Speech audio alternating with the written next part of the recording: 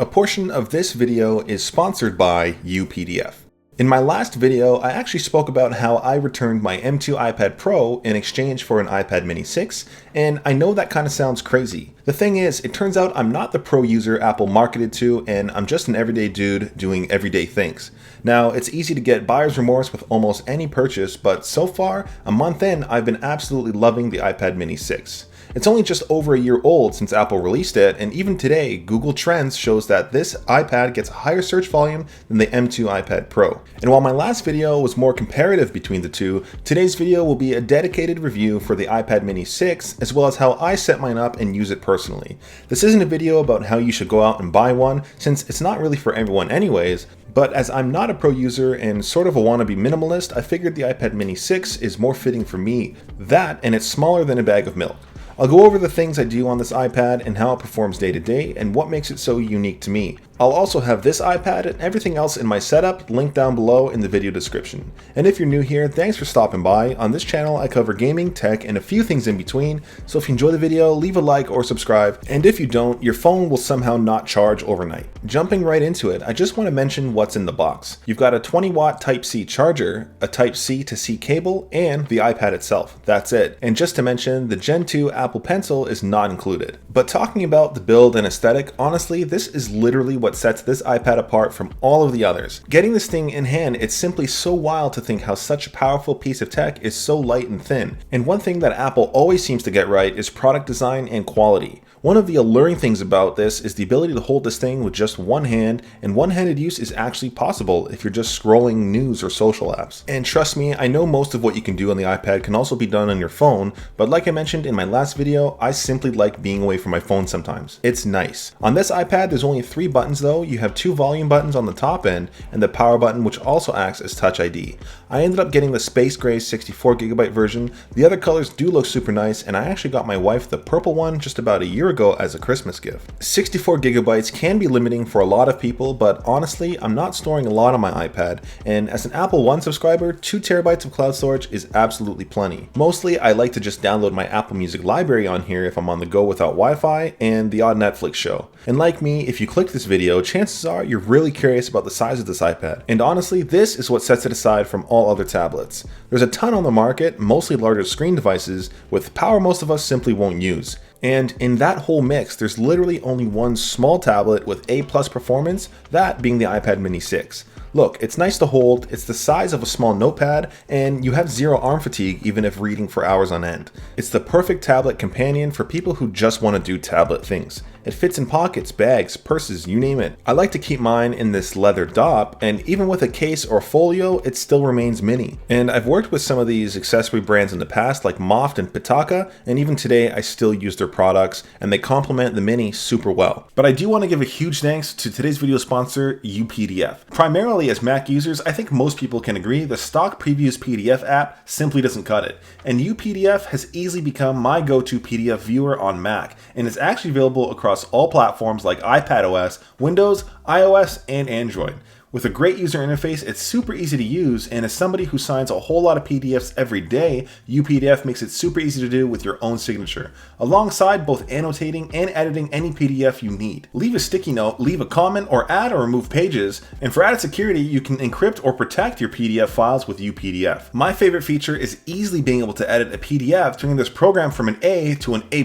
That, and you can use one license across all of your devices. Check out the link down below in the video description, and thanks again to UPDF for sponsoring today's video. I do want to touch on the screen since this sort of goes in hand with the size of the iPad mini, and honestly, it's fine, really. From a quality standpoint, it gets the job done for me. It doesn't have the high refresh rate like the Pro line or the brightness, but since I'm not really doing pro things, I consider it to be pretty good. Mostly on here, I'm indulging in content, taking notes, playing the odd game, and trying my best to read more daily. I've been told I'm an incredible artist, and sketching on here has been great with the Apple Pencil. No, but really, shows and movies look fine, and with a max brightness of 500 nits, it does well inside and okay outdoors. I will say having a smaller screen does keep this iPad from being a distraction in my desk setup. While working, particularly, I don't really throw up content on there, but I do like having a dedicated music app open. It's just a pleasure to navigate an album or playlist. But how does the iPad mini perform overall? Honestly, for the non-pro users, absolutely perfect. Look, iPadOS has come a long way since just being a bigger version of iOS, and really it's developed into being extraordinarily useful. For my iPad setup as a wannabe minimalist, I try and keep it really simple. On my home screen, I have a calendar widget, music widget, my home app for controlling smart home items, my work folder, my creative apps folder, and books. On my dock, I just have Safari, email, files, which syncs perfectly to all my Apple devices, messaging, and notes. The rest of my iPad is where I try to practice digital minimalism. I'm not always the best at it, but I try to keep it all to one page and purposely try not to fill it up. It also changes on month to month. The calendar widget is one of the most important things on my iPad since really I use this as my daily organizer. As a new dad, it's insanely difficult to make time for my family, work, YouTube, and importantly myself. As silly as it is, each Sunday I try to fill out my weekly schedule to give myself time to game, as well as scheduling out YouTube and the gym. If you're struggling to make time for yourself, it might sound simple, but I definitely recommend to try and simply schedule it. My music widget is just that, music. It's always showing me recent albums or playlists and some recommended stations. I really dig this for the 2 taps it takes to get music rolling. The home app is pretty sweet since I use it a lot as an intercom to my HomePods in my house, as well as controlling the lights in my office. My work folder is just the apps I use for my day job, which is UPDF, Teams, and Outlook. Not much more to say about that. My creative folder is where I check YouTube Studio for all of your amazing comments and how my videos are performing, although I might get rid of this since I do find myself checking in a little too often, and YouTube is YouTube, I think you know what that is. I will say the stereo speakers on here are surprisingly great. Music and content both sound amazing considering the size of this iPad. Freeform is one of Apple's brilliant new apps, and honestly, I spend so much time in here. Every video I make starts in Freeform, from thumbnail design to titles and a rough scratch of my script. It's new with iPadOS 16.2 and gives you a lot more freedom compared to the Notes app. And of course, what's an iPad mini without books? I've been reading so much more just seeing this app on my homepage. I've been reading Atomic Habits by James Clear and, well, trying to build the habit of reading more, which honestly is going super well thanks to my iPad mini. For all my other apps, there's really not much to it, just occasional use that's frequent enough that I don't really want to remove it. I'll give an honorable mention to Guitar Tuner, which is actually so useful. This app uses the internal microphones to tune my guitar. I also use the internal mics a lot when I want to capture a riff that I don't want to forget about using voice memos.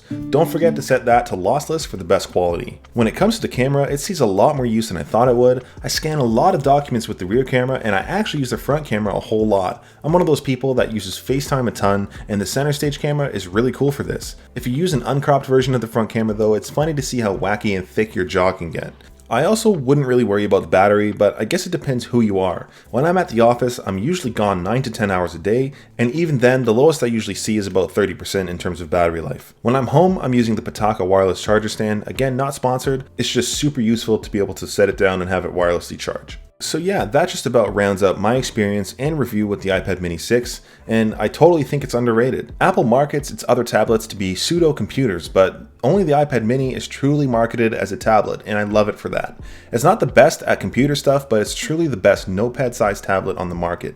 I appreciate that it lets me separate from my phone that has a lot more distraction potential, while still allowing me to take a call or FaceTime. But let me know down below in the comments, what would you use this for? I'll have everything in my setup linked down below in the video description. I appreciate you watching till the end. Till next time.